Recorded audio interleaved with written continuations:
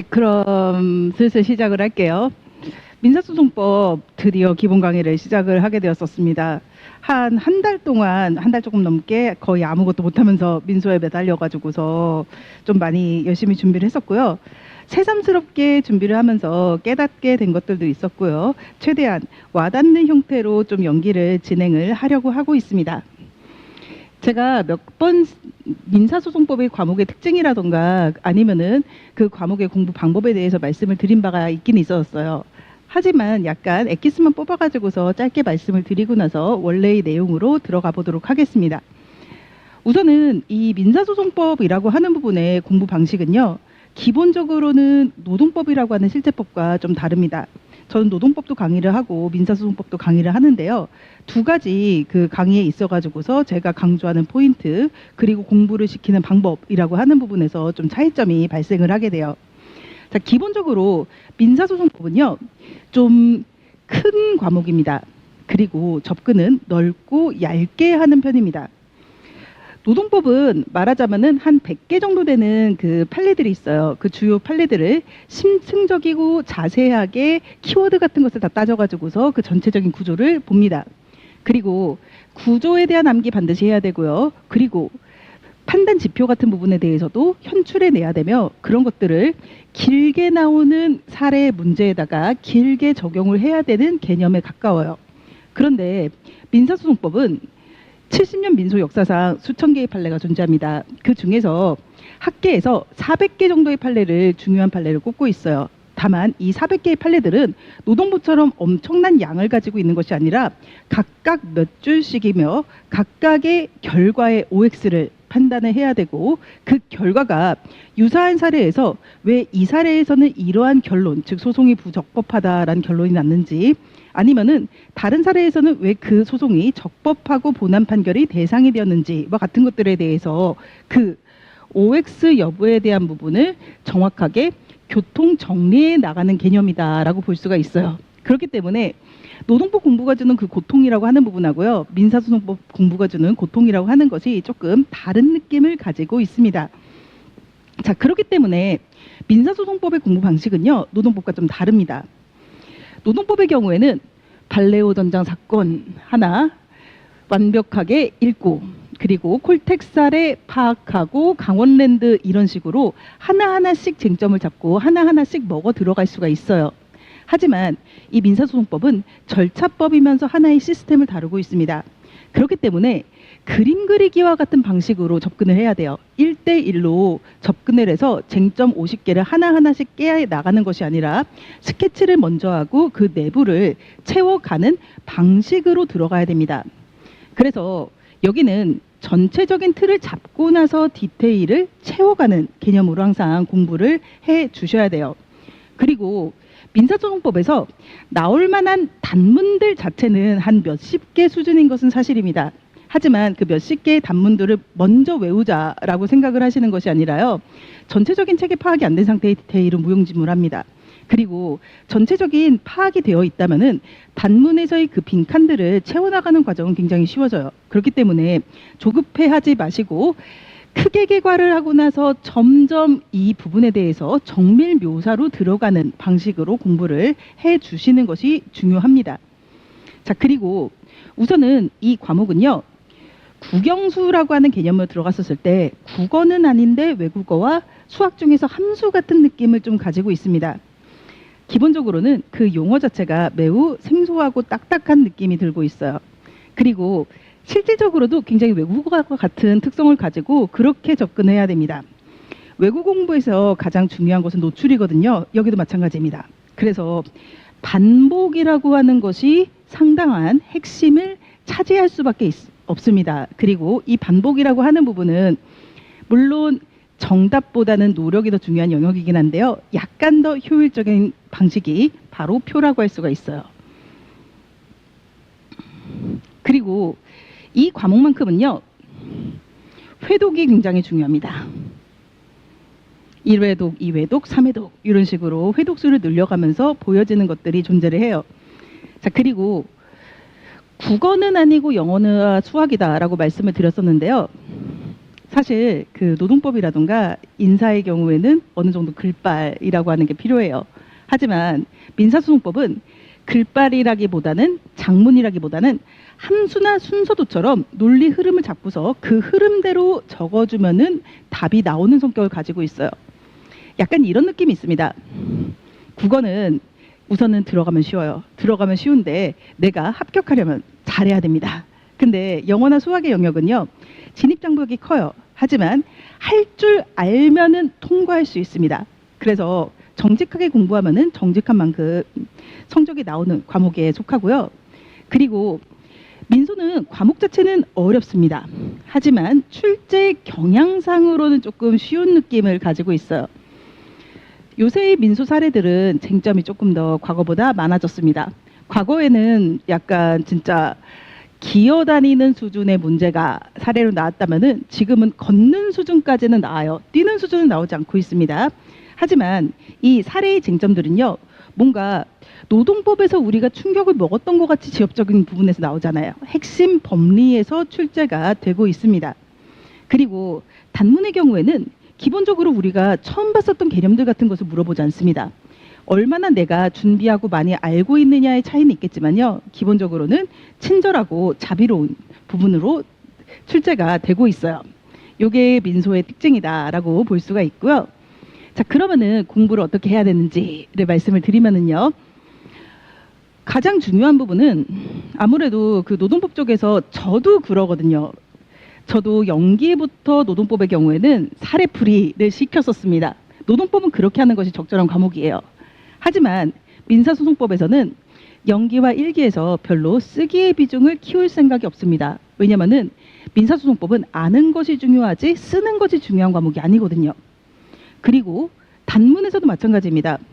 내용이 어려우면은 뭔가 내가 잘 모르겠는데 그래도 뭔가 아웃풋을 하나 갖고 싶기 때문에 단문 한 40개 정도를 하나씩 하나 외우자라는 그런 유혹이 굉장히 많이 빠지는데요. 그런 방식은 효율적이지 못합니다. 조급함을 버리고요. 1대1로 진도 나가는 것을 위주로 삼는 것이 아니라 개념의 교통 정리를 우선순위 잡아야 됩니다. 자, 그리고 암기는 말씀드린 대로 표를 활용해서 비슷한 개념에서 어디가 어떻게 달라서 어떤 결과가 나오는지라고 하는 결과값에 집중을 해야 되는 것, 요게 좀 공부에서의 중요한 부분이라고 할 수가 있고요. 사례 같은 경우에는요, 민사소송법 지금 올해 문제 정도의 레벨로 나오면은 대체적으로는 수험생들이 절반 이상이 쟁점을 제대로 못 잡아요. 자, 그렇기 때문에 쟁점만 잡으면은 점수가 상당히 높게 나오는 편입니다. 사례는 문제풀이에 성공을 하면은 고득점이 나오는 과목이에요. 행정쟁정도 사실 마찬가지입니다. 답안을 아름답게 쓰더라도 그 답안의 방향성이 잘못됐어요. 그러면은 절대로 점수가 나오지 않습니다. 민사소송법도 마찬가지예요. 한편 반대로 답안 작성에 있어가지고서 좀 정신없다라든가 비문이 섞여 있다와 같은 상황이 발생하더라도 그 문제를 제대로 풀었어요. 그럼 점수가 나옵니다. 그렇기 때문에 답안 작성의 스킬을 집어넣는 것이 아니라 쟁점을 잡는 것 그 자체를 우선순위로 둬야 됩니다. 그러려면은 기본적으로는 많은 사례를 접해봐야 되는데 노동법과 같은 방식으로 사례를 접하는 것이 아니라 다소 넓고 얇고 효율적으로 사례를 좀 봐주실 필요가 있으며 이 부분에 대한 것은 연기부터 가이드를 드릴 겁니다. 자, 그리고 단문의 경우에는요. 민소의 단문은 의, 요건, 절차, 효과, 관련 문제라고 하는 이 심플한 기본 목차로 대부분 다 풀리는 형태를 가지고 있습니다. 그리고 올해 기출문제였었던 확인의 이익이라던가 제소금지 그리고 이전에 기출되었던 중복소재기 금지와 같은 것들은요. 우리 책에도 꽤 많은 분량이 할애되어 있고요. 그리고 실제 변호사 시험이나 변리사 시험 수험서를 보면은 거기에 엄청난 분량들이 적혀 있습니다. 이 분량들은 대체적으로는 50년간 쌓여있는 민사소송법 판례에 대한 부분입니다. 하지만 이 논리 중에서 의의와 요건과 절차와 효과를 차지하는 코어라고 하는 것은 몇 줄 안 됩니다. 우선 이 몇 줄 안 되는 코어라고 하는 것, 가장 중요한 것이 무엇인지를 파악해서 그걸 먼저 다 써서 그러면 답안은 완성된 느낌을 주게 됩니다. 그 다음에 우리가 해야 되는 것은요. 그 50년간 쌓였던 그 판례라던가 학설 논의와 같은 것들을 관련 문제로 접근을 하게 되는데요. 이 관련 문제라고 하는 것은 기본적으로는 넓고 얇게 개수로 많이 내가 여기에 대해서 이러이러한 사례들을 알고 있어요라고 하는 것을 보여주는 형태로 쓰게 돼요. 그렇기 때문에 약간 노동법에서 우리가 좀 많이 접하는 개념인 그 통판례와 같은 그런 개념이 민사소송법에는 존재를 하지는 않습니다. 자, 그리고 이 책과 관련된 부분 말씀을 드릴 건데요. 제가 이 책을 출판을 하면서요. 글씨가 생각보다 살짝 작고요. 그리고 가벼운 대신에 종이가 좀 얇습니다. 자, 그렇기 때문에 기본적으로 필기는 연필로 해주시는 것이 적절합니다. 연기와 일기까지는 펜을 쓰지 않은 것이 더 적절하고요. 그리고 형광펜의 경우에는 제 그 정식 출판이 되고 있는 노동법 기본서라던가 서브노트 사례집의 경우에는 좀 그래도 종이가 좀 질이 얘보다 살짝 좁고 살짝 두꺼워요. 근데 얘는 좀 잘 비칠 겁니다. 가장 안 비치는 형광펜이 프릭션이라고 하는 거거든요. 지워지는 형광펜. 그거를 쓰시면서 좀 교재를 공부를 해주시면 좋을 것 같습니다. 자, 그리고 그 다음에 연기 때 미션으로 뭐를 드리는지에 대해서 말씀을 드릴게요. 자, 암기는 표로 가는데 이 표는 뭔가 텍스트가 많다기보다는 OX가 많은 종류의 표로 드릴 생각을 하고 있습니다. 두 문자는 많이 따지 않을 생각이에요. 최소한의 두 문자 정도만 딸 거고요. 여러분은 이 표의 내용을 소의 이익이 소송 요건이냐, 직권조사 사항이냐, 그리고 판결의 효력이 유효냐 무효냐와 같은 부분에 대해 가지고서 우선 채워넣기를 하는 작업들을 해 주셔야 됩니다. 한편 이 과정에서요. 보면은 요 개념들이 있는데 어떤 것들은 직권조사라는 말을 쓰고 있고 어떤 것들은 직권탐지라는 말을 쓰고 있습니다. 그러면은 얘는 왜 이렇게 되고 얘는 왜 이렇게 되는지와 같은 것들에 대해 가지고서 이유에 대한 이해를 좀 해주셔야 돼요. 판결의 효력과 관련된 부분에도요. 다 유효라고 되어 있습니다. 하지만 얘는 무효라고 되어 있어요. 그럼 얘는 왜 그런지와 같은 것들. 그래서 결과를 기억하고 이유를 파악하는 것이라고 하는 부분에 그 연기의 기본적인 베이스를 쌓아주실 필요가 있어요. 자, 그리고 그 다음에 케이스를 어느 정도 접해 보시는 것이 필요합니다. 왜냐하면은 민사소송법에 나와 있는 이 어려운 단어들은요. 그 김춘수의 꽃과 마찬가지로 내가 이 단어들을 그대로 글로 받아들이면은 어려운 몇 음절의 단어로 들릴 겁니다. 하지만 그것이 어떻게 활용되는지에 대해 가지고서요. 기본적인 감각을 가지고 있었을 때 그 단어들은 각각의 의미를 가지게 됩니다. 그렇기 때문에 쉬운 사례를 접하는 것이 필요한데 다만 그 쉬운 사례를 접한다는 부분에 있어 가지고서 노동법과 같이 하나하나가 오래 걸리게 하는 것은 적절하지 못합니다. 그래서 마치 객관식에서 하듯이 OX 퀴즈 문제를 드립니다. 그리고 이 문제의 미주 부분에 해설이 붙어 있어서 그 해설을 참고하시면서 해당 내용들에 대해서 복습을 해주시고 여기에 나와 있는 기본적인 이론들에 대해 가지고서 구체적인 설명은 이렇게 되는 것이구나 라고 하는 것들을 좀 파악을 해 주실 필요가 있어요. 그 다음에 사례를 드립니다. 이 사례는요. 심플하게 드릴 겁니다. 지금은 답안을 잘 쓰시기보다는 어떠한 쟁점인지 쟁점을 캐치하는 부분 그리고 그 캐치된 정점에 있어 가지고서 어떤 결론이 나야 되는지라고 하는 부분에 초점을 맞춰야 되거든요. 우선은 이런 식으로 갑을병이 등장하는 사례가 등장합니다만 해당 내용은 굉장히 짧게 갑니다. 그리고 쟁점 역시 1번 쟁점이 뭐고 2번 쟁점이 뭔지 정도를 서술해 볼 수 있게 하고요. 해설 역시 여기에 물론 배경이론에 들어가겠지만 단답형으로 요 정도만 뽑을 수 있게 이런 형태의 사례 문제를 연기 때 드리는 방향을 취하도록 할 겁니다. 자, 그리고 그 다음에요. GS 1기의 경우에는 제가 평일반과 주말반을 함께 하면서 얘를 1+1으로 들어갑니다. 민사소송법은 초반의 회독이 중요하거든요. 그렇기 때문에 주말에 한번 들어주시면서 연기에서 배웠던 개념들에 대한 감각을 잃기 전에 그렇게 가볍게 와서 들어주시고, 그리고 해당 개념들을 선택 과목 마지막인 평일에 다시 들어보시는 형태가 복습을 하시는데 편하기도 하실 거예요. 그리고 그 다음에 1기가 끝나고 나면 여러분들은 노동법과 인사에 치입니다. 그래서 그 전에 이해 과목의 성격이 강한 민사소송법은 좀 많이 해주셨으면 좋겠다라고 하는 생각으로 연기가 끝나고 나면은 1기 주말반에 좀 빨리 돌입하실 수 있게 이렇게 해드릴 생각을 하고 있어요. 자, 그리고 커리큘럼과 관련해 가지고서요, 책에 대해서 말씀을 드리면은 이 책은 이 페이지를 한번 봐주실까요?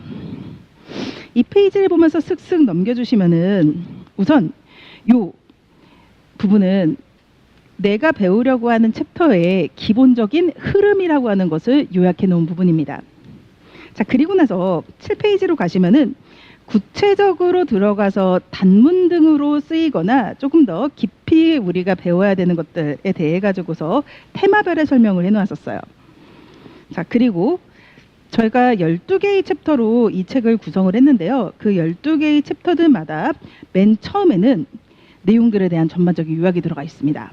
그리고 그 전반적인 요약이 끝나고 나서 구체적인 단문의 예시 부분이라던가 혹은 사례로 활용할 만한 테마들에 대해 가지고서 추가적인 설명을 해놓는 그런 식으로 이 책을 디자인을 했습니다. 그리고 오늘하고 내일에 걸쳐 가지고서 하려고 하는 것은요, 이 챕터의 요약 부분에 대해 가지고서 전체적인 개괄로서 러프한 1회 도구라고 시작하는 것, 이것이 제가 첫 번째 그 회차와 두 번째 회차에 할 일입니다. 그리고 대신에 죄송하지만 보강이 2회 정도 들어갈 것 같다라는 생각이 들어요. 우선은 전체적인 부분에 대해 가지고서 대략적인 설명을 듣고, 그러니까 1심부터 시작해서 2심, 3심과 재심이라고 하는 것이 무엇인지에 대해 가지고서 감을 잡고 나서 구체적인 테마로 들어가는 것이 여러분들이 디테일한 부분에 이해를 하시는데 훨씬 편하기 때문에, 그래서 첫 번째와 두 번째 시간에는 전반적인 테마 부분으로 들어갈 겁니다. 자, 그리고 이 전반적인 테마 부분은요, 총 61페이지 정도를 차지하고 있어요. 그리고 매일 요 정도까지는 여러분들께서 읽으실 수 있을 거거든요. 그래서 GS1기 평일반하고 그 방학 기간에는 요 전반적인 요약에 대한 부분들을 한번 61페이지짜리니까 1시간 정도 시간을 내 가지고서 읽어주시면은 앞으로 도움이 많이 되실 겁니다. 그래서 크게 밑그림 먼저 그리고 본론으로 들어가는 형태를 취하도록 하겠습니다. 자, 기본적으로는 제가 책을 좀 읽어가면서 수업을 하게 되는데요. 이 수업을 하는 과정에서 개념들에 대해 가지고서 도표의 정리를 좀 할 겁니다. 그리고 첫 번째 시간하고 그리고 내일 두 번째 시간까지는요, 표를 마찬가지로 드리지만 이 표는 암기하시는 표라기보다는 메타포, 이해를 위주로 한 표라고 하는 개념이고요. 어느 정도 갖고 계시면서 복습할 때 써먹다가 내가 이 개념들에 대해 가지고서 흡수가 되었다라고 할 때 지금 오늘 나오신 자료는 떠나 보내시면 되실 것 같습니다. 자, 그러면은 이 페이지로 가서 민사소송법의 개괄로 들어가서 민사소송의 의의라고 하는 부분부터 구경을 해보도록 하겠습니다. 자, 보충 자료로서 제가 표가 여러 개 들어가 있는 이 자료를 하나 또 더 드렸어요. 그리고 그 표 먼저 보시고 나서 책으로 돌아가 보도록 하겠습니다.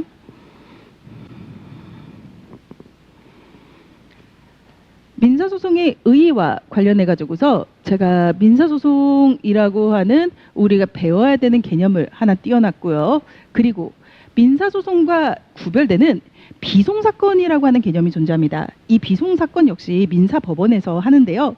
비송사건을 담당하는 단독 판사님들이 계십니다. 그리고 약간 노동과 관련돼 가지고서 우리가 익숙한 부분이라고 한다면은요, 과태료가 나오면은 그 과태료에 대해서 의의 신청할 수 있는 그런 내용들이 그 개별 그 법에서 좀 등장을 하잖아요. 그런 과태료 액수의 재판에 대한 부분이라던가 이사가 없었을 때 임시이사를 선임해달라고 하는 것, 그리고 1차 민법에서 나오는 신종 선고 결정과 같은 것들을 이 비송사건에서 하게 돼요.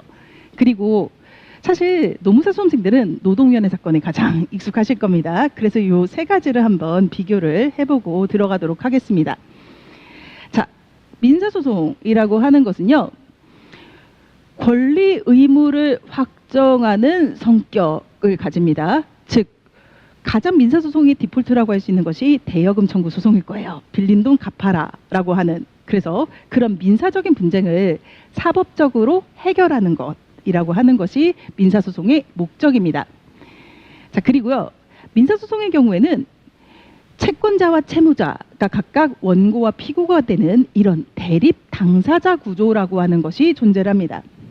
자, 그리고 민사소송에서요, 그 소송에 이기기 위해서 하는 그 심리로서의 변론의 경우에 대원칙은 변론주의입니다. 증거는 셀프다라고 하는 것, 목마른 자가 우물을 판다라고 하는 것이 민사소송법의 대원칙입니다.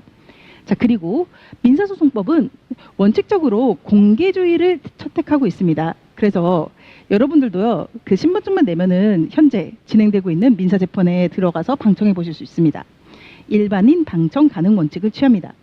자, 그리고 이쪽에서 하게 되는 것은요, 임금체불이라던가 해고 무효 확인, 그리고 각종 손해배상 청구와 같은 것들이 있고, 민사법원에서 하며 민사부 판사가 비송과 따로 존재를 하고 있습니다.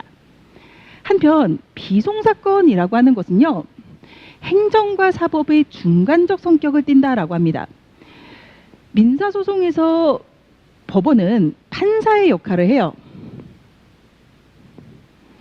그래서 옳고 그름을 가리고 승자와 패자를 만들어냅니다.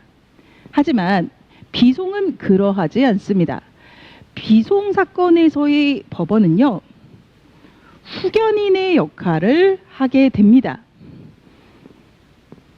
자, 그리고 칠종 선고와 같은 것들은 원고와 피고가 존재하는 것이 아닙니다. 법원이 편면적인 구조에 대해 가지고서 질서를 유지하기 위한 결정을 내리는 형태라고 볼 수가 있어요. 자, 그리고 실종 선고와 같은 경우에는 신청인만 있습니다. 그리고 일견, 당사자 간에 의견 대립이 있다라고 하더라도 그 본질은 비대립이라고 합니다. 이 부분은 뭘로 비유를 해서 설명을 드리면 될 것 같냐면요, 피자 나눠준 엄마와 같은 것들이에요.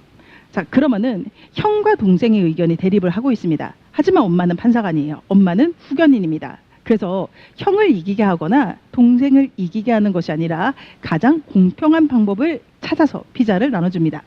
자, 그래서 비송 사건의 경우에 당사자 구조는 편면적 구조를 띠게 되고요. 이때의 심리 원칙은 증거는 셀프라고 하는 변론주의와 다르게 직권으로 법원이 탐지합니다. 실체적 진실을 조사해서 가려내는 성격을 가지고 있어요. 그리고 비송 사건의 경우에는 비공개주의를 택하고 있어서 관계인 외에 방청이 제한됩니다. 한편 노동위원회 사건이라고 하는 것은요, 법적 성질은 준사법적 행정작용이라고 하고 성격은 행정적 구제입니다. 여기에서도 사용자와 근로자, 사용자와 노동조합이라고 하는 대립 당사자 구조가 취해지는 것은 민사소송과 유사합니다만, 민사소송과 다르게 이때의 심리 원칙은 직권 탐지주의를 추가합니다. 노동위원회에는요, 조사관이라고 하는 분이 계십니다. 그리고 이 분은 근로자 측이 내는 이유서와 사용자 측이 내는 답변서 등을 요약만 하는 것이 아니라 이 해고가 부당 해고인지와 관련돼 가지고서 파악해야 될 그 실체적인 진실을 조사합니다. 그렇기 때문에 노동위원회 사건은 직권 탐지주의가 가미되어 있다라고 볼 수가 있어요. 자, 그리고 노동위원회 사건 역시 원칙의 공개주의입니다만 노동위원회법 몇 조 몇 항에 어쩌고 저쩌고가 있어가지고서 필요시에 비공개가 가능해서 사실은 실무적으로는 대부분 비공개로 하고 있습니다. 대표적인 것은 우리가 아시는 부당해고 구제 신청과 같은 것이 이 안에 속해 있어요. 자, 그래서 이 부분을 한번 책으로 한번 말씀을 드려보도록 하겠습니다. 책 2페이지로 갈게요.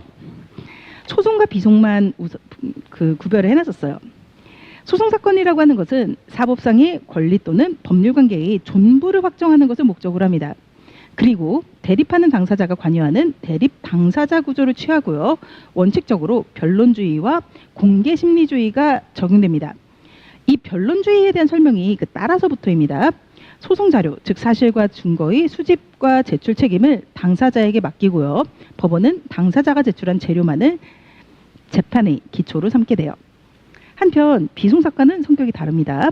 사법관계의 형성 변경에 관한 국가의 후견적 역할을 목적으로 하게 되고요. 대립하는 당사자를 전제로 하지 않는 편면적 구조입니다. 그리고 뒤집어서 직권탐지주의와 비공개주의가 적용이 되고요. 그 의미는 당사자의 주장이 없더라도 법원이 직권으로 사실과 증거를 수집 조사해서 재판의 기초로 삼을 수 있다라고 하는 얘기가 됩니다.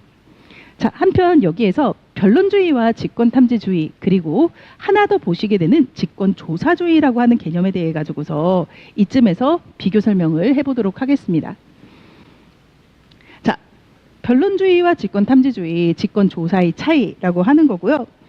지금 보충자료 1페이지의 두 번째 표입니다. 자, 변론주의에서의 판사의 태도는요, 수동적입니다. 손님과 같아요. 가져온 것만 먹는다라고 하는 것이고요. 변론주의의 적용 대상은 사실관계에 대한 부분입니다. 임금 혹은 대여금 청구 소송이라고 한다면은 이랬냐, 돈 빌렸냐, 그리고 불법행위 손해배상이다라고 한다면 때렸냐와 같은 것들이 이 변론주의의 영역이 돼요. 자, 그리고 당사자는 여기에서 주도적인 역할을 해야 됩니다. 돈 빌린 사실, 근무한 사실, 그리고 맞은 사실과 같은 것을 입증하지 못하다면 패소당하게 돼요. 자, 한편 직권탐지주의에서의 판사의 태도는요, 능동적입니다. 숨겨진 것도 찾아낸다라고 하는 거고요. 그리고 강한 공익적 요소가 있는 것들이 직권탐지주의의 대상이에요. 민사에서 가장 대표적으로 발생을 하는 것은 친자인가, 그리고 우리나라가 재판권을 가지고 있는가와 같은 것들이 직권탐지주의의 대상입니다.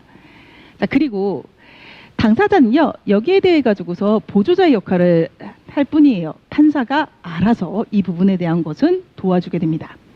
자, 그리고 직권조사라고 하는 부분에서의 판사는요, 감독의 역할을 합니다. 자격 미달을 잡아낸다라고 하는 거고요. 자, 그리고 우리가 행정쟁송법을 보셨으면은 소송요건이라고 하는 개념 알고 계실 겁니다. 원고 적격, 당사자 적격, 소액 이익이라고 하는 그런 것들에 대한 것들을 대부분 직권조사사항으로 봅니다. 즉 제척기간이 있다면 그 제척기간을 지켰는지라던가 정당한 당사자인지와 같은 것들이 직권조사사항이에요. 자, 그리고 당사자의 역할은 여기에서 판사가 알아서 체크를 해주기 때문에 가만히 있어도 되는 성격을 가지고 있습니다. 자, 그리고 그 다음에 이번에는 소송의 종류라고 하는 부분을 보도록 하겠습니다.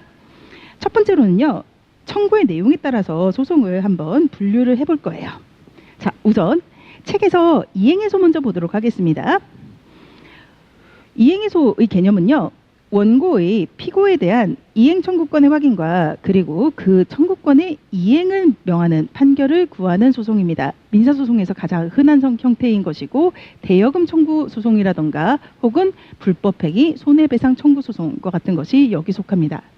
자, 그리고 노동관계의 경우에는요, 불법 파견이 있었을 때 직접 고용 의무 이행을 구하는 것, 그리고 경영상 해고로 인해 가지고 경영상 해고로 직장을 잃은 사람이 우선 재고용 의무의 이행을 구하는 것, 이런 것들이 이행 소송에 속하게 돼요. 이때 그 이행해소라고 하는 개념은요, 두 가지로 쪼개집니다. 쉬워요. 현재 이행해소라고 하는 것은 변론 종결시를 기준으로 해서 이행기가 도래한 청구권을 주장하는 소를 말하고요. 장래 이행의소는 그 반대입니다. 변론 종결 후에 청구권이 발생하거나 이행기가 도래할 청구권을 주장하는 소인데, 얘는 미리 청구할 필요가 있어야 제기할 수 있습니다. 이때 대표적인 미리 청구할 필요라고 하는 것은요, 그 의무자가 너의 권리가 없다라고 다투는 경우와 같은 것들이 미리 청구할 필요의 예시가 됩니다.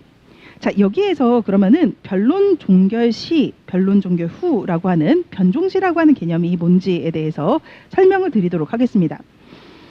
자, 변론 종결 시라고 하는 것은요, 사실관계가 고정되는 시점입니다. 자, 우선은 변론을 1차 기일, 2차 기일, 3차 기일 이런 식으로 계속 변론 기일이 열려요. 그리고 나서 여기에서 주장할 게 다 있고 증거 제출을 다 해서 그래서 주장과 증거 조사를 모두 마쳤을 때 변론 종결하겠습니다라고 판사가 선언을 합니다. 그러면은 그 이후에는 더 이상 주장할 수 없고 증거를 제출할 수가 없습니다. 변론 종결 시로부터 실제 판결 선고시까지는요, 판결문 쓰는 그 시간이 걸리긴 하는데요. 그 시간 내에는 증거라던가 주장의 제출을 할 수가 없어요. 자, 그래서 그 시점 이전의 일들은 더 이상 반영이 되지 못하는 특징을 가지게 됩니다. 이런 것이 변론 종결시라고 하는 것의 의미가 되고요. 자, 그 다음에 확인해소 보도록 하겠습니다. 확인해소는 해고 무효 확인 소송, 그리고 징계 무효 확인 소송, 그리고 총회, 그 노동조합 총회 결의 무효 확인 소송 이런 식으로 많이 우리가 접했었던 그 개념인데요. 얘는 원고의 피고에 대한 다툼이 있는 특정 권리 법률 관계의 존부를 확정하는 판결을 구하는 소입니다. 권리 법률 관계라고 하는 것이니까요. 실제법상의 권리가 존재한다, 존재하지 않는다라고 하는 것에 대해 가지고서 확인을 구하는 것이다라고 할 수가 있고요. 다만 증서 진부 확인해소라고 하는 것은 증서가 진짜다, 가짜다라고 하는 이유로 어떠한 권리가 있다 없다가 정해지는 것은 아니에요. 하지만 그것은 실제 권리 발생에 있어서 가장 중요한 요소이기 때문에 사실관계에 대한 확인에 불과하지만 예외적으로 허용되는 소가 증서 진부 확인의 소입니다. 이때 이 확인의 소라고 하는 것은요, 민사소송에서는 디폴트가 이행의 소예요. 확인의 소는 확인의 이익이 있어야 제기를 할 수가 있습니다. 예를 한번 들어보도록 하겠습니다.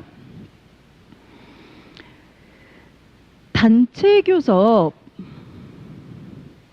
거부 혜택가 존재를 해요.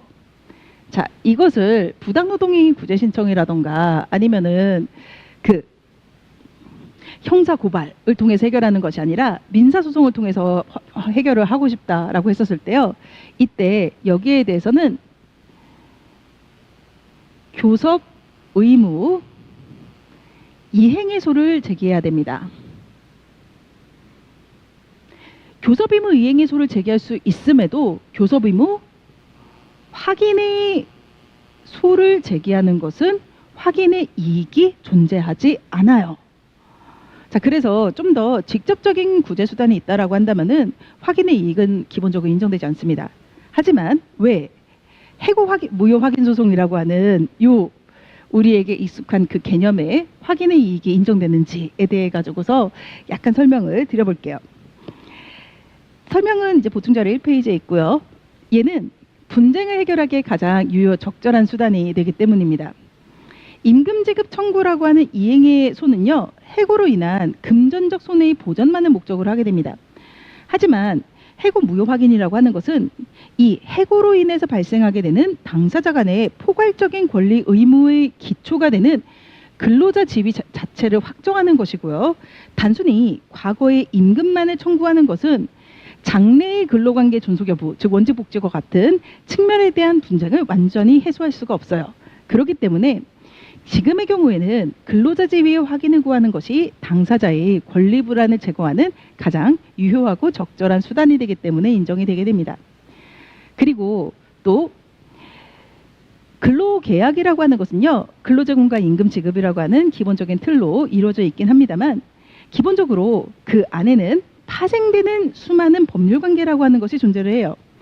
해고의 유무효라고 하는 것은 단순히 임금 채권뿐만 아니라 퇴직금 산정이 기초가 되는 군속연수의 함살에 대한 부분, 그리고 승진과 승급의 기회에 대한 부분, 사내 복리후생 이용권과 같은 부수적이고 파생적인 법률관계 전반에 영향을 미치게 됩니다. 그래서 그냥 해고 기간 중에 임금을 지급해달라라고 하는 그 금전 청구만으로는 이러한 법률관계를 모두 규율할 수가 없어서 기본이 되는 법률관계를 확정할 이익이라고 하는 것이 존재를 하게 돼요. 자, 그래서 해고 무효 확인의 소송은 인정이 됩니다. 자, 그리고 그 다음에 세 번째로 보시게 되시는 것이 형성소송입니다. 우리가 그 행정생성을 먼저 배우잖아요. 그러다 보니까 형성의소라고 하는 것을 굉장히 익숙한데요. 기본적으로 형성의소는 법정주의를 택합니다. 그렇기 때문에 법에서 형성의소를 허용하는 경우 외에는 형성의소가 안 됩니다. 자, 그래서 노동관계 소송 중에서 민사소송이면서 형성의소인 것은 존재하지 않습니다. 자, 형성의소라고 하는 것은 두 가지 판결을 구하는 것입니다. 원고의 피고에 대한 형성권의 확인. 이때 형성권이라고 하는 개념은 실제법상의 형성권을 의미를 하거든요. 즉 취소권이나 상계권과 같은 것들입니다. 그러니까 의사표시를 통해서 권리관계가 변동되는 것. 이 형성권이 있는지라고 하는 것을 확인하는 것하고요. 그리고 소송의 판결을 통해 가지고서 법률관계를 직접적으로 변동시키는 것을 구하는 소가 형성의 소가 됩니다. 자, 그래서 이 형성의 소는요, 실제법상의 형성의 소와 소송법상의 형성의 소로 쪼개지게 됩니다. 이때 실제법상의 형성의 소는요, 실제법상의 법률관계의 변동을 구하는 소로요, 이혼소송, 즉 땅땅땅 하면은 혼인관계가 해소되게 됩니다.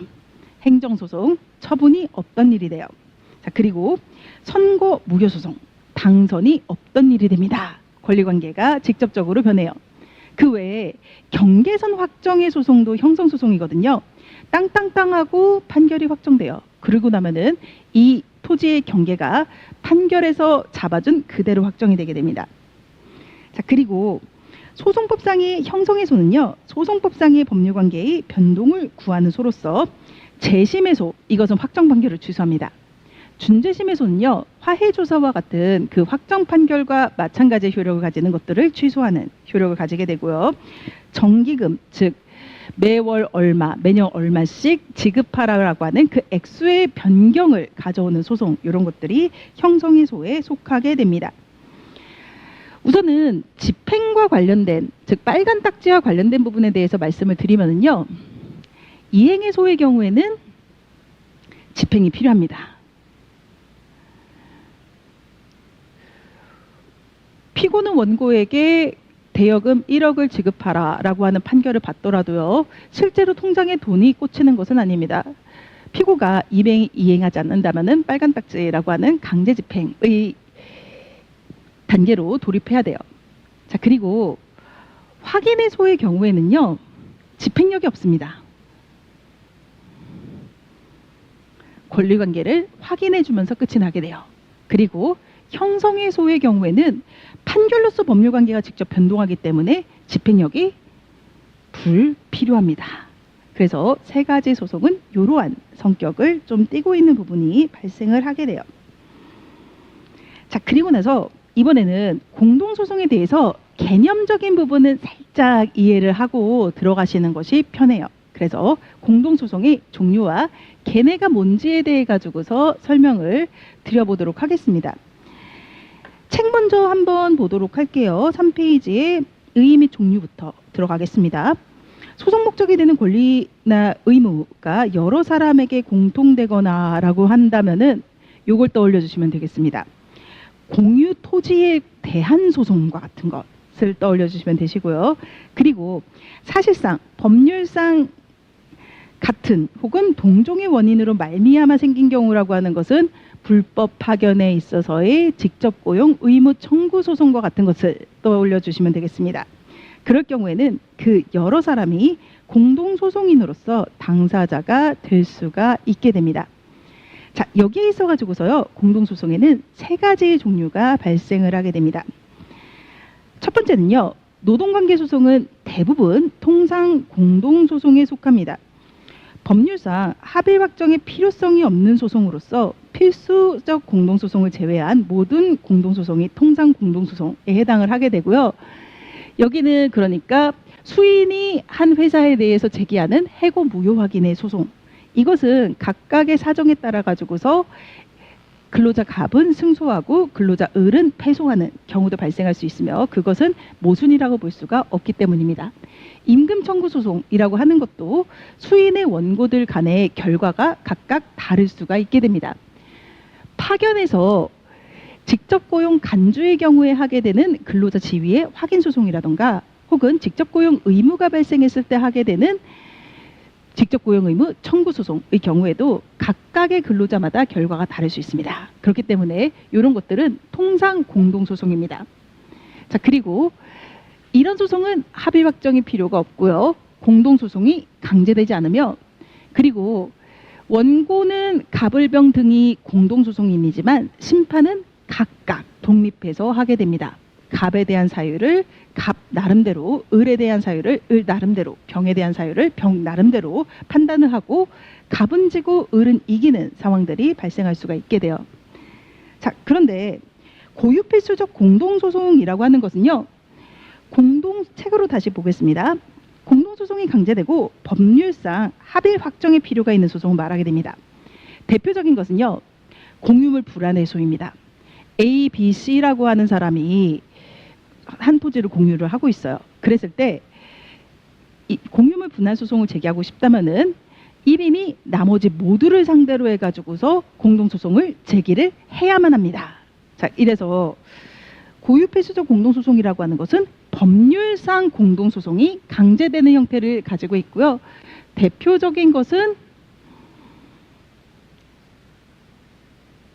공유물 분할의 소송이 이에 속하게 됩니다. 자, 그리고 유사필수적 공동소송이라고 하는 개념이 있습니다. 이건 법적으로 공동소송이 강제되지 않아요. 하지만 법률상 합의 확정이 필요가 존재하는 소송을 유사필수적 공동소송이라고 하거든요. 노동관계에서 예시로 들 수 있는 것이 있습니다. 총회결의 무효 확인 소송이라고 하는 것. 이 총회결의가 무효라고 하는 확인 판결이 난다면요, 이 판결의 효력은 모든 조합원에게 미치게 됩니다. 그렇기 때문에 법적으로 공동소송으로 해야만 한다, 즉 조합원 전원이 소송해야 된다와 같은 것들은 없지만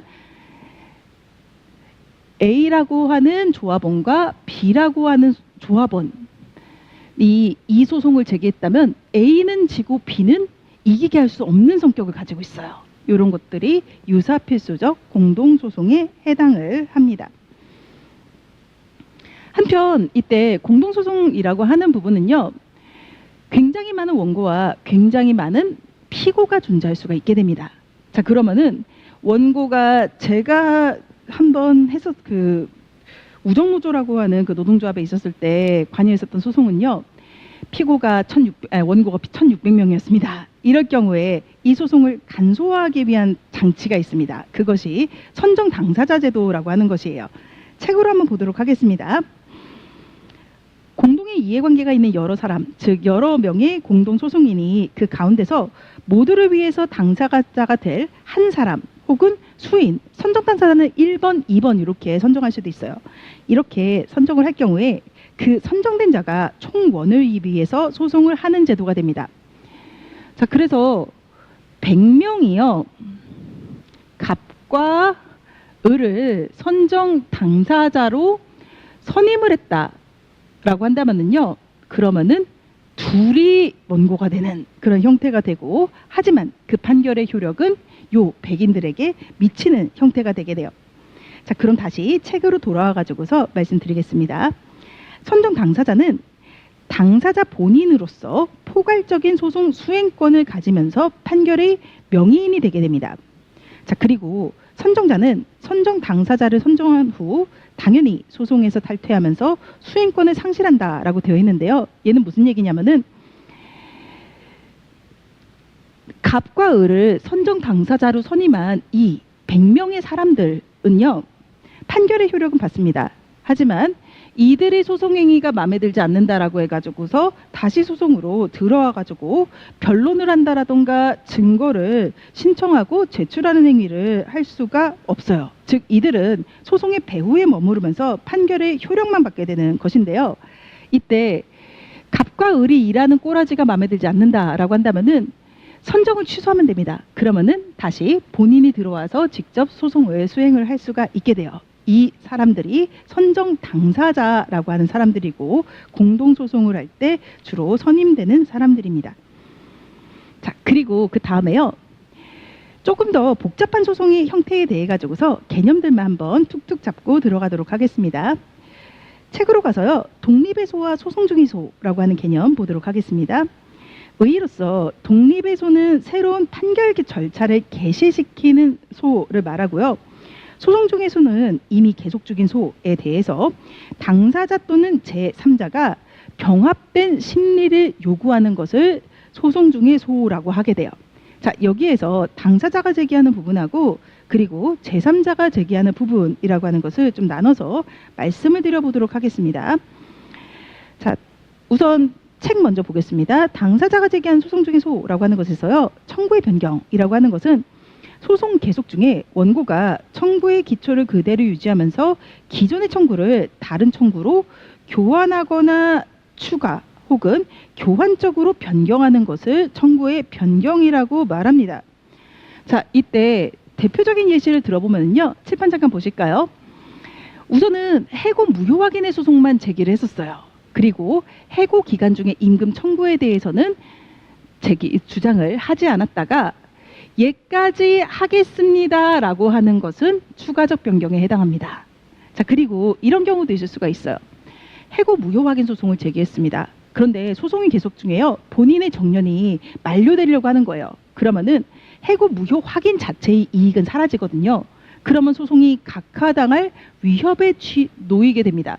그렇기 때문에 해고 무효 확인이라고 하는 청구를 해고 기간 중에 임금 청구로 바꿀 수도 있습니다. 이런 것은 얘가 얘로 바뀌는 것이니까 교환적 변경이라고 부르게 돼요.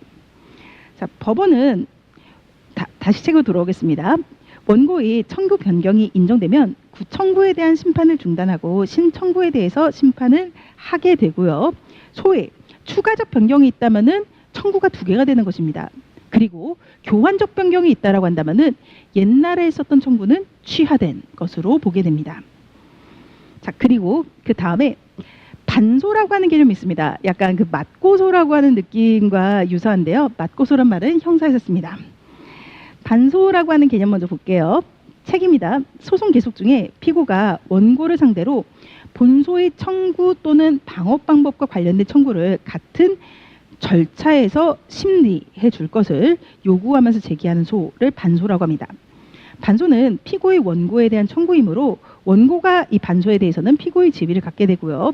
본소와 함께 방합 심리되는 형태를 취하게 돼요. 예시 한번 들어보도록 하겠습니다. 칠판에 있는데요. 해고 무효 확인의 소의 본소가 계속 중입니다. 자, 그런데요. 이때 사용자의 방어 방법의 해당 근로자가 기계 파손과 같은 중대한 잘못을 했다라고 하는 것이었었고요. 그리고 사용자는 여기에 대해 가지고서 기계 파손 측면에 대한 손해배상 청구의 소송을 제기합니다. 그러면은 얘는 반소의 성격을 가지게 되고, 그리고 근로자는 이 손해배상 청구소에서는 반소의 피고가 되게 됩니다. 자, 그리고 그 다음에 중간 확인의 소라고 하는 개념 책으로 돌아와서 보도록 하겠습니다. 얘는 소송 계속 중 당사자가 원고이든 피고이든 본소 청구의 재판에 선결적 관계가 되는, 이것은 전제가 되는 논리적 순서라고 하는 표현이고요. 이 법률관계의 성립 또는 불성립의 확정을 구하기 위해서 제기하는 소를 중간 확인의 소라고 합니다. 이때 이 중간 확인의 소라고 하는 것은요. 본소의 결과에 영향을 미치는 법률관계 자체의 확정을 구하는 성격이 돼야 돼요. 자, 여기까지 보시고서 한번 예시 들어보도록 하겠습니다. 퇴직금 청구 소송이라고 하는 본소가 진행 중에요. 사용자가 이 사람은 프리랜서고 사업자적 성격을 가지고 있어서 근로자의 지위에 있지 않다라고 하는 주장을 합니다. 그러자 근로자가 근로자 지위의 확인해소를 중간 확인해소로 제기한다라고 한다면은 그것은 원고 측이 제기하는 소의 추가적 변경이자 중간 확인해소가 되게 돼요. 자, 그리고 이런 경우도 있을 수가 있을 겁니다. 같은 상황에서요. 사용자가 근로자 지위 불존재 확인해소를 제기를 하게 됩니다. 그럼 얘는 중간 확인해소이면서 반소의 성격을 가지게 된다라고 할 수가 있어요. 자, 그리고 자, 이에 대한 판단은부터 책을 한번 보도록 하겠습니다. 이에 대한 판단은 본소 판결의 이유에 그치지 않고 판결의 주문에 포함돼서 기판력을 갖게 된다라고 하는 소리가 적혀 있어요. 우선은 기판력이라고 하는 개념을 조금 이따 깊게 설명드리겠지만 러프하게 한번 말씀을 드리면요. 기판력은 법원이 채점한 것과 같은 효과를 발생시키게 됩니다. 판결이 가지는 구속력을 의미를 하게 돼요. 자, 이때 주문과 이유라고 하는 개념이 발생을 하게 되거든요. 주문과 이유를 조금 메타포로 말씀을 드리면 다음과 같습니다. 철수는 엄마를 생각해 보도록 하겠습니다. 사상과는 관계없이 그냥 그저 메타포입니다. 딸아, 철수는 못생겼으니 만나지 마라 라고 하는 것이 판결이었다라고 하는 경우에요. 자, 여기에서 철수를 따라 철수는 만나지 마라, 이것이 주문입니다.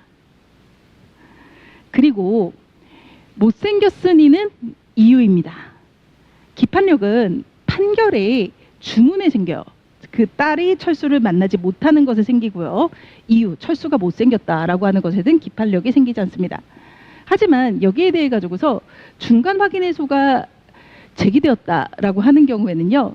그때는 이 이유 중의 판단에 대해서도 기판력이라고 하는 것이 발생하게 되는 효과가 있게 돼요. 자, 그리고 다시 돌아와서 소송인수 보도록 하겠습니다. 소송 계속 중에 제3자가 당사자 한쪽의 소송 목적물을 승계한 경우에 법원의 결정에 따라서 그 제3자가 소송 당사자 지위를 승계하면서 소송에 들어오는 것을 말합니다. 얘는 어떤 느낌이냐면요. 요거 생각하시면 됩니다. 해고 무효 확인 소송 계속 중에 합병이나 영업 양도가 발생을 했어요. 그러면은 결국에는 기존의 영업 양도인이라던가 피합병 회사의 경우에는 소송에서 빠져나가게 될 거고요. 이제 합병 회사라던가 아니면은 양수인이 들어와야 됩니다. 그때 이들을 강제로 끌어들이는 것, 이것이 소송 인수입니다. 근로자 측, 원고 측이 하는 것이고요. 그리고 그 다음에 한 장 넘겨서 필수적 공동소송인의 추가라고 하는 부분입니다. 자, 요거는 기본적으로요. 고유 필수적 공동소송의 경우에 내가 잘 몰라서 혹은 실수로 한 명을 빠뜨렸을 때 할 수 있는 것이 필수적 공동소송인의 추가입니다. 즉 상속 재산에 대해서 분할 청구 소송을 하고 싶어요. 근데 상속인 중에 하나가 빠졌습니다. 그럴 경우에 추가시키는 것, 이것이 여기 해당하게 되고요. 자, 그러면은 4페이지로 가서 책 보도록 하겠습니다. 필수적 공동소송에 해당함에도 이것은 법률상 공동소송이 강제됨에도 즉 고유필수적 공동소송일 때를 의미를 하게 됩니다. 이때 소송 당사자 전원이 갖추어지지 않은 경우에 법원이 원고의 신청에 따라서 아직 소송에 참가하지 않은 나머지 필수적 공동소송인을 당사자로 추가하는 것을 그렇게 의미를 하게 되고요. 자, 이렇게 되면은 공동소송인 모두가 함께 소송을 수행하게 되는 것이고 소송이 통일적 심리가 보장이 되게 됩니다. 자, 그리고 그 다음에 이번에는 제3자가 소송에 당사자로 들어오는 경우에 대해 가지고서 말씀을 드리도록 하겠습니다. 첫 번째 케이스는 독립 당사자 참가라고 하는 케이스입니다.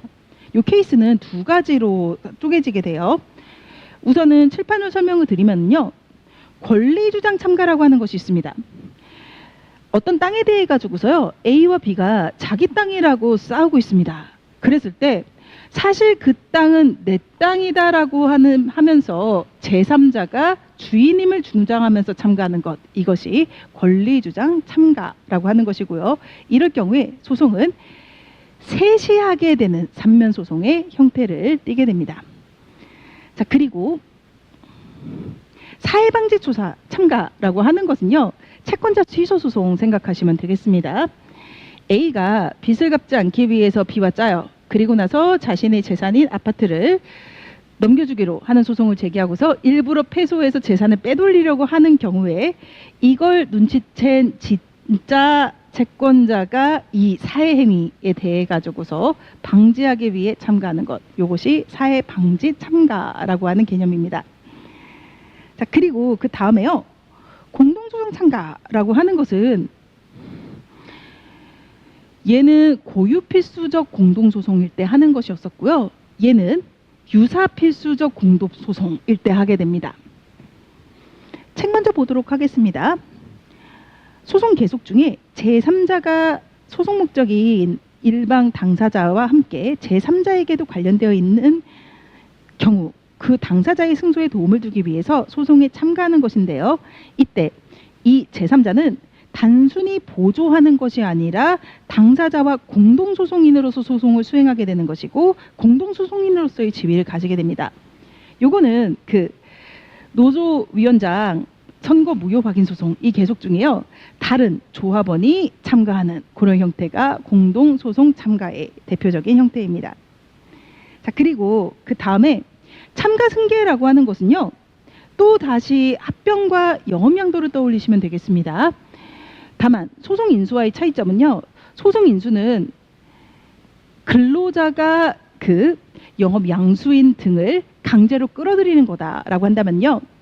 참가 승계라고 하는 것은 영업 양수인 등이 알아서 소송에 걸어 들어오는 것을 의미를 하게 돼요. 자, 그럼 책 보겠습니다. 소송 계속 중에 제3자가 소송 목적이 된 권리의 의무의 전부 또는 일부를 승계한 경우에 그 사람이 승계인으로서 소송에 참가하는 것을 말하게 되고요. 이럴 경우에 당사자와 승계인이 함께 소송 수행하게 되는 것이고 혹은 당사자는 탈퇴할 수도 있습니다. 승계인은 당연히 판결의 효력을 받게 됩니다. 자, 그리고 이 제3자가 제기하는 소송이라고 하는 것은요. 제3자가 직접 당사자가 됨을 의미합니다. 그런데 당사자가 되지 않는 경우가 있어요. 그것이 보조 참가라고 하는 것입니다. 얘는 소송 결과에 따라 가지고서요. 법률상 이해관계가 있는 제3자가 한쪽 당사자의 승소를 덮기 위해서 참가하는 것입니다. 이것은 피참가인에게 종속적 지위를 가지게 되고요. 그리고 보조 참가가 있었던 소송에서의 재판은 참가인에게 대해서도 효력이 미치게 됩니다. 이 보조 참가는 우리가 가장 익숙한 부분이요. 행정소송의 영역이긴 합니다만 부당해고 구제 신청에서의 재심 판정 취소 소송에 있어 가지고서 우선은 피고는 중앙노동위원회 위원장이 됩니다. 그리고 원고는 근로자 또는 사용자가 되게 되고요. 사용자가 원고인 경우다라고 한다면은 근로자 측이 보조 참가인으로 참가를 하게 되고 그리고 또 근로자 측이 원고라고 한다면 사용자 측이 보조 참가인으로 참가를 하게 되겠죠. 이런 것들이 보조 참가의 의미입니다. 자, 여기에서 지금 예와 외 보조 참가가 다른지에 대해서 말씀을 드릴게요. 공동소송 참가라고 하는 것은요. 당사자의 적격이 존재합니다. 즉 공동소송인이 될 수 있는 자격을 가지고 있어요. 공동소송 참가라고 하는 것을 하는 사람들은요. 하지만 보조 참가라고 하는 부분은 그럴 수가 없습니다. 법률상. 왜냐하면은 중앙노동위원회의 재심 판정에 따른 취소소송이라고 하는 것은요. 중노위원장을 피고로 삼아야 돼요. 그렇다라고 하는 얘기는요. 사용자라든가 근로자가 원고나 피고가 될 수는 없다. 원고는 될 수 있지만 피고는 될 수 없다라고 하는 뜻이기 때문이에요. 그래서 적격이 있느냐 없느냐라고 하는 걸로 우선 구분을 해주셔도 좋을 것 같습니다. 자, 그리고 나서 이번엔요. 심급이라고 하는 개념하고 재심이라고 하는 개념에 대해 가지고서 보도록 하겠습니다. 책 먼저 볼 거고요. 우선 제가 말씀을 드리려고 하는 것은 심급의 의의인데 그냥 읽어보셔도 되시는 개념이 됩니다. 자, 공정한 재판을 보장하기 위해서 급을 달리하는 법원에서 여러 번의 심판을 받을 수 있게 하는 제도고요. 우리나라는 아시다시피 3심제 채택하고 있습니다. 취지는 하급심의 오판을 시정하고 법령 해석, 적용의 통일을 기하는 데 그 취지가 있으며 각 심급의 구조는 1심, 2심, 3심으로 되어 있습니다. 자, 여기에서 상소라고 하는 개념이 불복입니다. 이때 항소는 2심에 불복하는 것이고 상고는 3심에 불복하는 것을 말하게 돼요. 자, 1심과 관련해 가지고서 간단하게 새로 배워야 되는 내용들 보도록 하겠습니다. 1심 법원은 원칙적으로 지방법원의 단독 판사 및 또는 합의부가 관할을 하게 되는데요. 이때 단독 판사의 관할이라고 하는 것은 간단한 사건, 덜 중요한 사건이 됩니다. 돈으로는요, 소송 목적의 값이 5억 원 이하인 경우에 단독 판사의 관할이 됩니다. 자, 그리고 수표금과 약속 어음금 청구 사건은요, 액수가 크더라도 단독 판사에 관할이 되는데 수표나 어음은 문헌증권입니다. 그래서 권리 내용이 그 문구 자체로 결정이 되거든요. 그렇기 때문에 액수가 커도 쉬운 소송에 속해요. 그렇기 때문에 단독 판사가 담당을 하게 하고요. 합의부의 관할은 반대로 비싸고 어려운 것이 됩니다. 그래서 5억 원 초과 비제 사건을 목적으로 하는 소, 그리고 재정 합의 사건이라고 하는 것은 법원이 합의에 붙이기로 정한 사건은 합의부로 올라갑니다. 즉, 좀 작은 짜잘한 사건이라고 하더라도 그 판결이 미칠 여파가 크다라던가 난이도가 어려운 경우에는 합의부에서 하기로 결정할 수가 있고요. 결정해서 그렇게 된다라고 한다면은 합의부의 관할이 되게 됩니다. 자, 그리고 2심 법원이라고 하는 부분은 이렇게 정의 내려집니다. 1심 종국 판결에 따른 불복 신청, 즉 항소 사건을 심리를 하게 됩니다. 제1심의 소송 자료를 기초로 하지만 새로운 소송 자료, 즉 새로운 증거를 낼 수 있습니다. 그래서 얘를 수집해서 심리하는 것이고요. 속심이라고 하는 것은 스피디가 아니라 이어지다라고 하는 뜻이고, 여기까지는 증거, 사실에 대한 심리를 하게 됩니다. 여기에서 지방법원의 본원 합의부는요, 1심이 단독 사건이었을 때 관할하게 됩니다. 자, 그리고 고등법원은 1심이 지방법원 합의부의 관할이었던 사건의 항소심을 관할을 하게 돼요. 자, 그리고 그 다음에 3심, 상고심에 대해 가지고서 말씀드리겠습니다. 의미 특징까지 볼게요. 제2심 종국 판결에 따른 불복 신청, 즉 상고 사건을 심리하는 최고법원이고요. 관할은 대법원입니다. 자, 그리고 여기는 사실심이 아닙니다. 원심 판결의 당부를 법률적인 측면에서 심사하는 법률심이 되고요. 그리고 사후심입니다. 그래서 원심 판결이 적법한 게 확정한 그 사실에 기속이 되게 되고 새로운 사실과 증거를 더 이상 제출할 수 없게 됩니다. 자, 얘네들에 대해 가지고서요, 각각의 의미에 대해서 조금 와닿는 설명을 드리고자 합니다. 자, 우선 상소라고 하는 개념은요, 항소와 상고를 합친, 그러니까 이기고 진 것에 대한 불복이 이 안에 들어오게 됩니다. 자, 그러면 상소와 다른 개념으로서 항고와 특별항고라는 말을 여러분께서 들어보실 수도 있어요. 그러면은 얘네를 먼저 비교를 해보도록 하겠습니다. 자, 우선은 상소의 대상은 판결입니다. 그리고 이때 불복하는 내용은요, 1심 판결이 부당하다 혹은 2심 판결이 부당하다가 됩니다. 목적은 재판에서 이기는 것이 되는 것이고, 관할은 상급 법원이 되게 됩니다. 요게 상소입니다. 한편 항고라고 하는 것은요, 소송 과정에서 그 법원은요, 중간중간에 짜잘한 결정을 내리거나 어떠한 명령을 하게 됩니다. 그 결정과 명령이라고 하는 거예요. 승패와는 상관없지만 절차가 부당할 때 사용을 하게 되고요. 예를 들자면은 A 판사가 피고와 똑같은 대학 동문이다라고 해서 기피 신청을 합니다.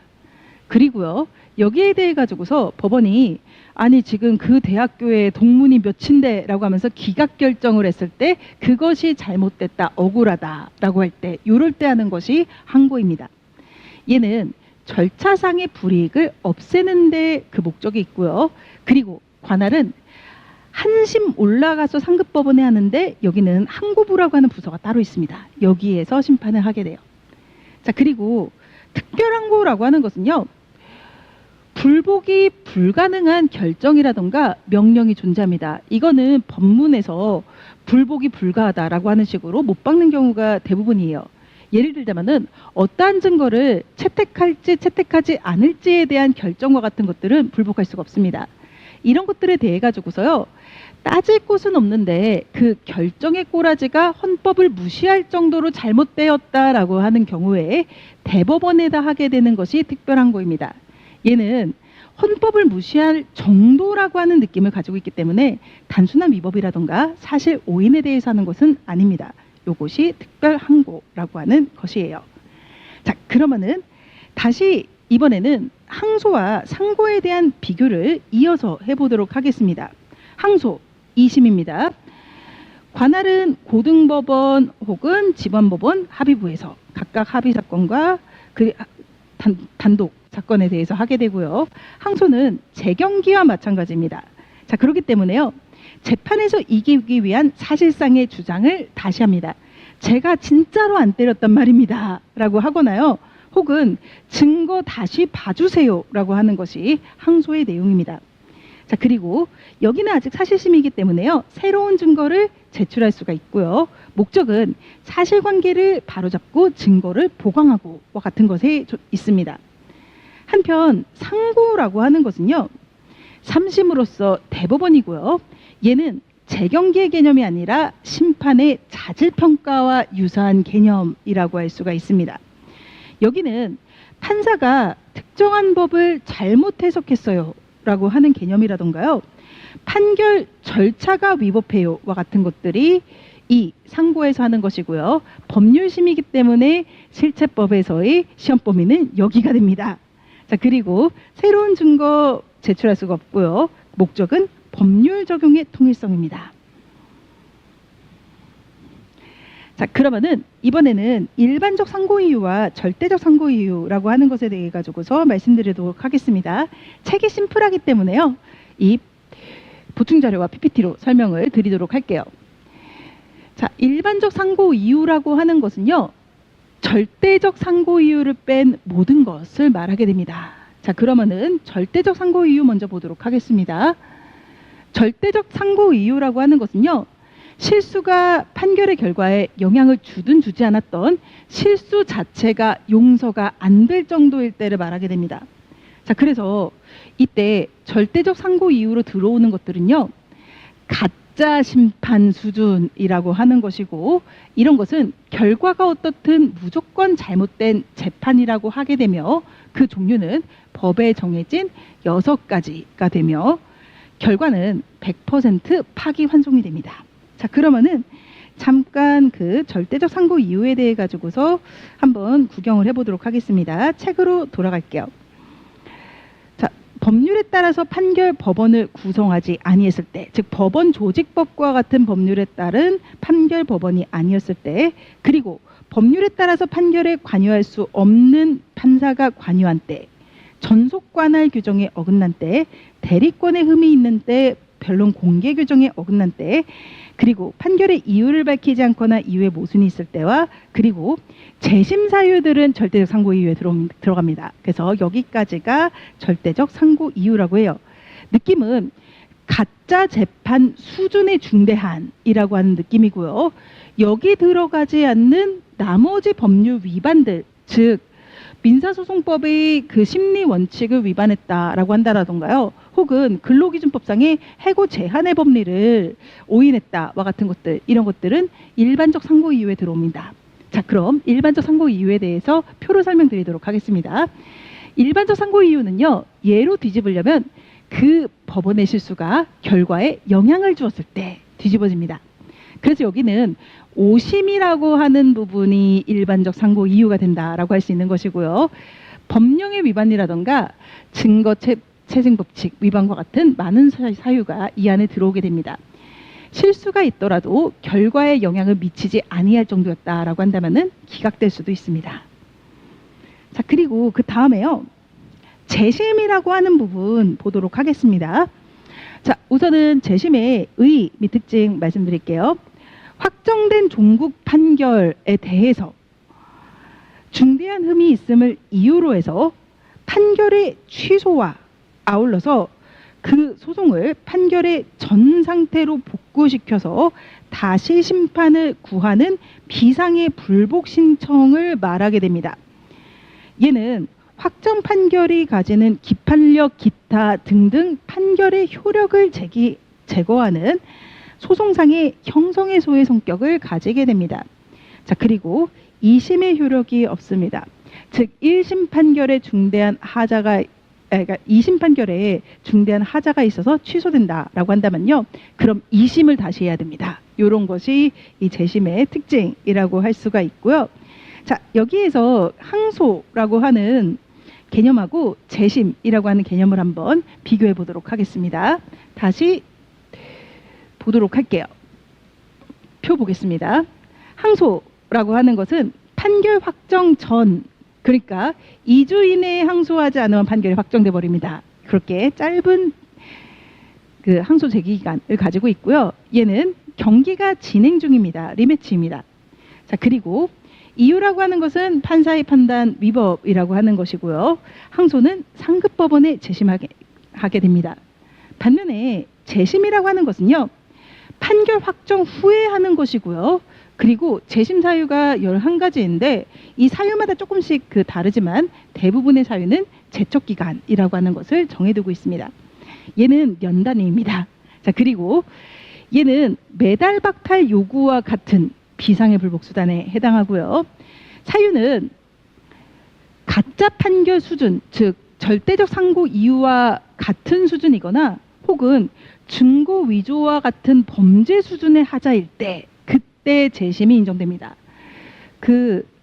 한번 들어보셨을지 모르겠지만요, 재심 전문의 변호사님이 계십니다. 강의 많이 하시는 분인데요. 이분이 강의를 하시기 전까지는 굉장히 생계가 어려웠다고 그래요. 사명감으로 재심 소송을 전문으로 하셨다라고 하는데요. 재심은 그만큼 이기기 힘든 사건에 속합니다. 자, 그리고 중요한 포인트 중에 하나는 법원이라고 하는 건데요. 상급 법원에 사는 것이 아니라 원래 판결한 그 법원에 다시 해보라고 제기하는 것을 특징으로 가져갑니다. 자, 그래서 이런 것들이 좀 등장을 할 수가 있거든요. 자, 요쯤 돼가지고서 생각을 한번 확장을 해보도록 하겠습니다. 어떠한 절차법규의 위반을 간과한 판결이 있어요.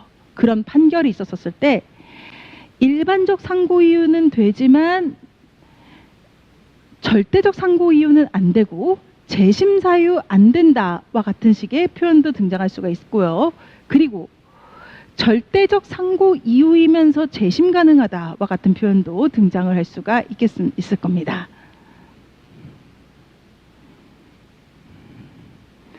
자, 그리고 재심 사유 11가지는요. 약간 유형별로 한번 정리를 해보려고 해가지고서 보충 자료 보도록 하겠습니다.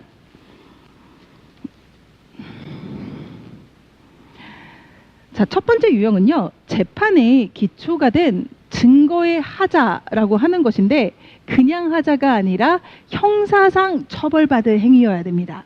즉 서류의 위조, 변조라던가 허위 진술, 위증, 그리고 당사자, 판사의 범죄와 같은 것들이 재심 사유에 해당해요.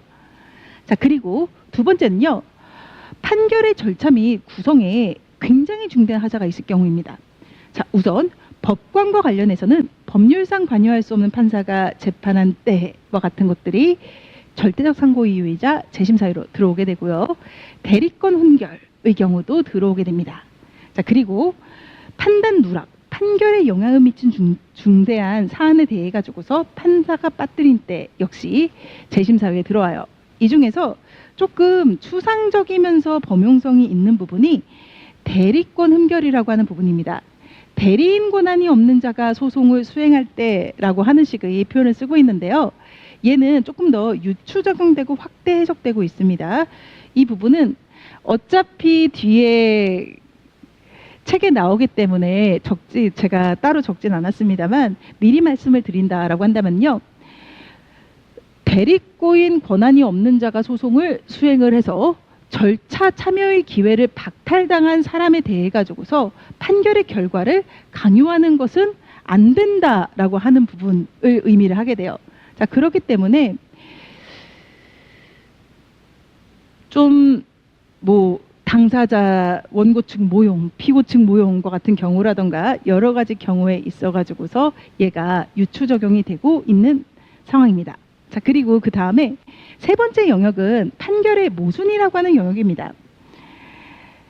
재판의 근거가 된 다른 민형사 판결이 전원합의체와 같은 형태로 뒤집혔을 때, 그리고 이전에 확정되었던 판결과 모순되는 판결이 있음을 발견했을 때, 이런 경우에도 재심 사유를 두고 있어요. 그래서 이 재심 사유에 대한 부분은요, 아무래도 어떠한 절차 위반이라고 하는 것에 대해서 어떻게 구제할 것인지와 관련해 가지고서 상고 이유가 되는지 그리고 재심 사유가 되는지라고 하는 것을 늘 적어줘야 되거든요. 그렇기 때문에 미리 한번 봐두시는 것도 좀 편안한 방식이 될 수가 있을 것 같아서 여기까지 말씀을 드렸습니다. 자, 그리고 나서 원고가 승소하기 위한 요건부터는 한 10분 정도 쉬었다가 하도록 하겠습니다. 네, 궁금한 점 있으시면 질문 주시고요.